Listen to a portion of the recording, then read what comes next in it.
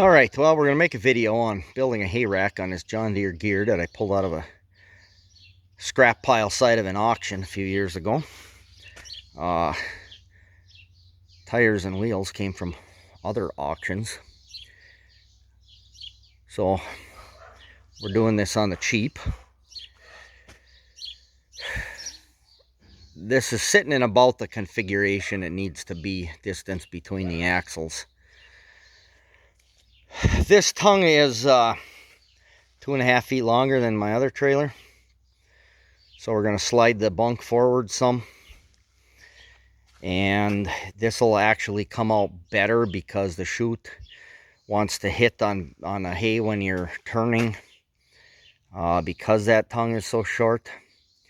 So we'll come forward a little bit. I may have to adjust the chute between each trailer, but so what? The whole idea of me having two trailers is so I can make two trailers at a time and then hop on a round baler, and I'll get my squares made that way without having to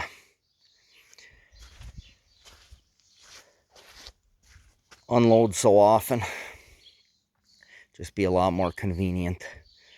Or if I decide to make 4 or 5 trailers, it's a lot goes smoother with more trailers. So I don't know if this thing's even going to take grease, but we'll find out. My Tamrac beams are 14'6", so measuring how I built the other one, I can build it just about the same. Leave myself 4 inches in the back for the rack to attach to. One of the problems I got on this one, that's made out of nominal treated. This is going to be built out of sawmill full size. I could have cut the 4x4s 3.5, and I could have cut the 6x6s 5.5, but I didn't, because bigger's better, right? So when I auger through the 4x4s, through the 6x6s, my 10-inch bolts aren't going to catch a thread, even when I pound those carriage bolts in. So I'm going to, I got a Forstner bit that's going to be a little bit fun to try to back bore those. Although if I start coming out with, if I have somebody watch, I can maybe do it just right. When you start to see the bottom screw of the auger coming out, stop, back it out, and then just back bore them that way. That might work. Then that Forstner bit will have some edge to run on.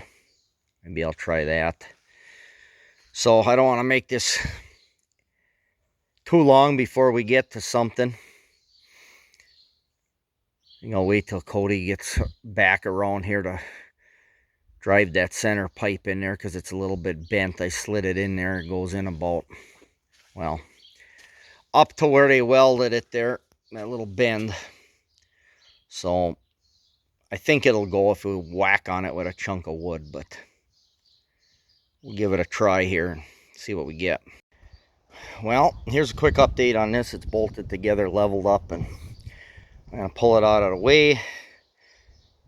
We finally got some breeze. The sun may come out. I gotta go check on some rye. It needs to get off, or it's gonna get rained on again. The little bit of rain at God didn't hurt nothing, because it was right after I cut it. It's a dead green. I kind of counted on that happening, but given this weather window, this is all I got. So hopefully we get it off tonight. There's a chance of thunderstorm maybe around 7 or so tonight. So this is going on hold, and the rye is going to start up. Well, I am without a doubt going to get thunderstormed here in the next few minutes. Probably 15-20 minutes, but that one's rolled up a little bit. Well, whatever. They'll come back down. I might have to adjust a little bit. So I bolted these in. First I locked them in with some lags, and then I ran some bolts in the front. So in case you get a good pile on the back and go up a steep hill, which I don't have one, I got one field where that's possible. I did that to my brother-in-law, my cousin. Same gear, my parents, like, bolts are out of the front. They piled the back 5 high. I turned and went up the hill. Front of the trailer tipped back and a bunk slid right off on the ground. So we piled it in the back of a pickup truck and threw the rack back on and wired it in place, finished the field. Well, I started out in the shade over here, but it's getting less and less. See that hole? The uprights on the bunk in the back are in that hole. So outside of the timbers is 38 inches up here. It's 42 in the back. These are already drilled and bolted. I'm glad I didn't start measuring off of one side this way. It's not a problem. So what? I just got it tapered. The timbers are tapered out 2 inches off of center each side to the back. Ain't gonna hurt nothing. We'll just, I ran a string down the center line and we will just go that way. Measure 47 inches off the center so I get an inch overhang with my board, and we're good. Oh, by the way, all of these grease fittings but 2 took grease easily. One of them pumped up and plugged, and the other one kind of took grease, but it leaks like a sieve. It's an easy one to get at on the back of the steering back there, so we'll mess with that later. It's easy. So I guess I'll just mark these and get the 16-inch Makita out here to cut these off. Okay, I'm gonna cut these off. I figure since I built the last trailer, there's a lot of new subscribers. So since we have a 16-inch Makita, auction, cheap, I suppose everybody was afraid it wouldn't run. It does. We'll demonstrate some cutting. I worked with a guy that had one of these, so when this thing came up at the auction, I couldn't pass it up.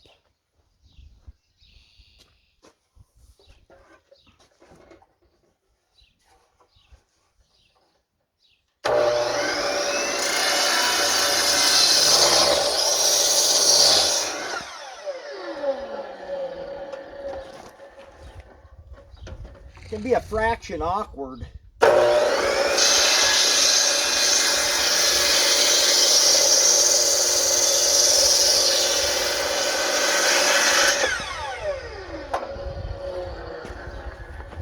part I like the best is the brake.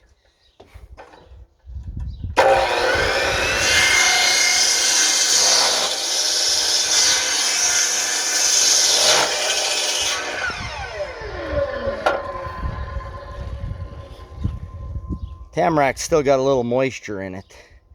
It cuts all right. All right, I got all lost on that last clip and forgot what I was even gonna say. I got 5 14-footers here. That would be nice if I had all 14-footers. But I got about enough Roberts head screws to do one board. At Menards the other day getting hardware. Got busy looking at other stuff. And forgot about screws. So I do want to screw them, but one thing I do have is a pile of leftover stainless ring shanks from the cow shed. Gun nails, so I'm gonna continue, pop these on there. We'll just piece the other boards. See what I got for 12 footers. I can go, yeah, I won't put anything shorter than a 4 footer in here. I could go 4 and 10, or I could go, yeah, 12, go 6 and 8. That's a good idea. I'll just stagger them. I'll go 6 and 8. Here, we better get some video of this before I cut the ends. I just